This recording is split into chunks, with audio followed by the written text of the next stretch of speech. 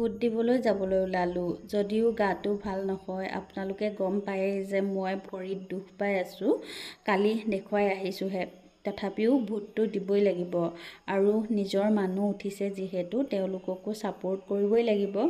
কেতিয়াবা কি হয়, এটা ভোটৰ কাৰণেও হৰা জিকা হৈ যায়। সেয়েহে ভাবিলোঁ ভোটটো দি থৈ আহোঁগৈ। আৰু এইফালে ধুন্তি ৰৈ আছে, মই ওলাই আহিছোঁ। যদিও খোজটো ভালদৰে দিব পৰা নাই, কিন্তু বহুত চেষ্টা কৰিছোঁ। নহ'লে আকৌ মানুহে ক'ব নহয়, কি হ'ল আকৌ এনেকৈ খোজ কাঢ়িছে যে বুলি। আৰু এইয়া আহি পাই গ'লোহি কেন্দুগুৰি। এইফালে হৈ গ'ল ভাই বোৱাৰী, মানে আমাৰ সম্বন্ধ ধৰা হয় আৰু মানে ধুন্তিতকৈ ডাঙৰ হয় মানুহজন, তথাপিও মানে আমাৰ সম্বন্ধ ধৰে যিহেতু ভাই বোৱাৰী। আৰু তেওঁ তামোল এখন খোৱালে, এনেকৈ খাই লৈছোঁ। খাই আৰু এতিয়া ভোট দি উভতি আহিলোঁ। উভতি আহোঁতে আকৌ ইয়াতে বৰ ধুনীয়াকৈ ঢেকীয়া, কচু এনেকৈ চব্জি ওলাইছিলে আৰু ভাবিলোঁ যে এয়া লৈ যাওঁ। ধুন্তিয়ে আকৌ গাহৰি মাংসৰ লগত ঢেকীয়া খাই বৰ ভাল পায় আৰু বহুত দিনৰ পৰা বোলে গাহৰি মাংস খাবলৈ মন গৈ আছে।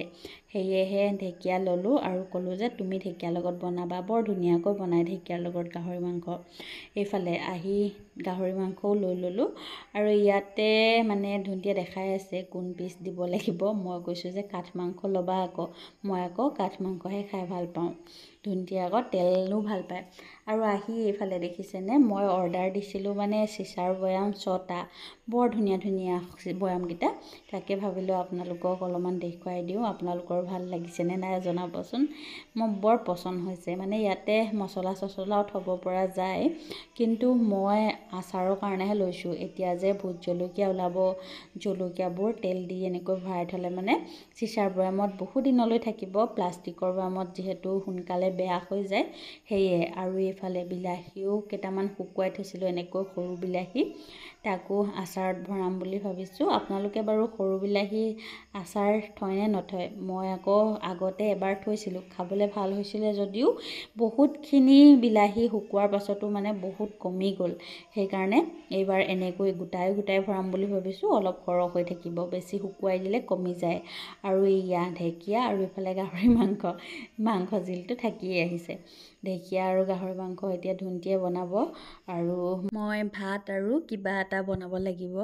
অৱশ্যে আৰু কিবা এটা নবনাওঁ, আজি বহুত ভাগৰো লাগিছে যিহেতু ইমান দূৰৰ পৰা ভোট দি আহিছোঁ। আৰু মই আকৌ এনেকৈ যদি মাছ বা মাংস হয় তেতিয়াহ'লে এখন চব্জিয়ে ভাত খাই ভাল পাওঁ। তাৰ লগত যদি চালাড অকণ হয় তেতিয়া অকণমান বেছি ভাল হয়, আৰু নহ'লেও চলি যায়। আৰু এনেকৈ খাম বুলি ভাবিছোঁ। ইয়াতে নেমু অকণ চেপি ল'ম আৰু ধুনীয়া। ভোট দিবলৈ যাবলৈ ওলালোঁ যদিও গাটো ভাল নহয়। আপোনালোকে গম পায়েই যে মই ভৰিত দুখ পাই আছোঁ। কালি দেখুৱাই আহিছোঁহে। তথাপিও ভোটটো দিবই লাগিব আৰু নিজৰ মানুহ উঠিছে যিহেতু তেওঁলোককো ছাপোৰ্ট কৰিবই লাগিব। কেতিয়াবা কি হয়, এটা ভোটৰ কাৰণেও হৰা জিকা হৈ যায়। সেয়েহে ভাবিলোঁ ভোটটো দি থৈ আহোঁগৈ।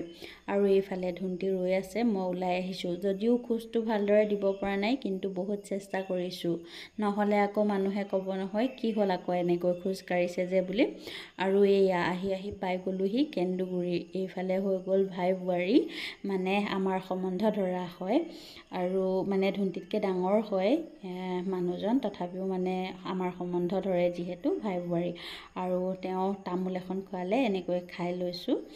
খাই আৰু এতিয়া ভোট দি উভতি আহিলোঁ। উভতি আহোঁতে আকৌ ইয়াতে বৰ ধুনীয়াকৈ ঢেকীয়া, কচু এনেকৈ চব্জি ওলাইছিলে আৰু ভাবিলোঁ যে এয়া লৈ যাওঁ। ধুন্তিয়ে আকৌ গাহৰি মাংসৰ লগত ঢেকীয়া খাই বৰ ভাল পায় আৰু বহুত দিনৰ পৰা বোলে গাহৰি মাংস খাবলৈ মন গৈ আছে। সেয়েহে ঢেকীয়া ল'লোঁ আৰু ক'লোঁ যে তুমি ঢেকীয়াৰ লগত বনাবা। বৰ ধুনীয়াকৈ বনাই ঢেকীয়াৰ লগত গাহৰি মাংস। এইফালে আহি গাহৰি মাংসও লৈ ল'লোঁ আৰু ইয়াতে মানে ধুন্তিয়ে দেখাই আছে কোন পিচ দিব লাগিব। মই কৈছোঁ যে কাঠ মাংস ল'বা আকৌ, মই আকৌ কাঠ মাংসহে খাই ভাল পাওঁ। ধুন্তিয়ে আকৌ তেলো ভাল পায়। আৰু আৰু আহি এইফালে দেখিছেনে, মই অৰ্ডাৰ দিছিলোঁ মানে চিচাৰ বৈয়াম 6টা, বৰ ধুনীয়া ধুনীয়া বৈয়ামকেইটা। তাকে ভাবিলোঁ আপোনালোকক অলপমান দেখুৱাই দিওঁ, আপোনালোকৰ ভাল লাগিছেনে নাই জনাবচোন।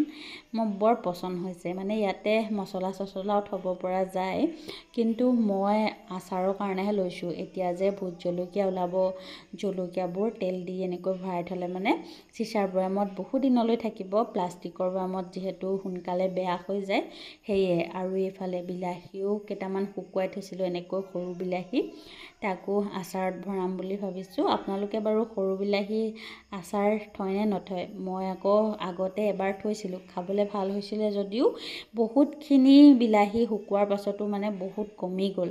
সেইকাৰণে এইবাৰ এনেকৈ গোটাই গোটাই ভৰাম বুলি ভাবিছোঁ, অলপ সৰহ হৈ থাকিব, বেছি শুকুৱাই দিলে কমি যায়। আৰু এইয়া ঢেকীয়া আৰু এইফালে গাহৰি মাংস জিলটো থাকিয়ে আহিছে। ঢেকীয়া আৰু গাহৰি মাংস এতিয়া ধুনটিয়ে বনাব, আৰু মই ভাত আৰু কিবা এটা বনাব লাগিব। অৱশ্যে আৰু কিবা এটা নবনাওঁ, আজি বহুত ভাগৰো লাগিছে, যিহেতু ইমান দূৰৰ পৰা ভোট দি আহিছোঁ।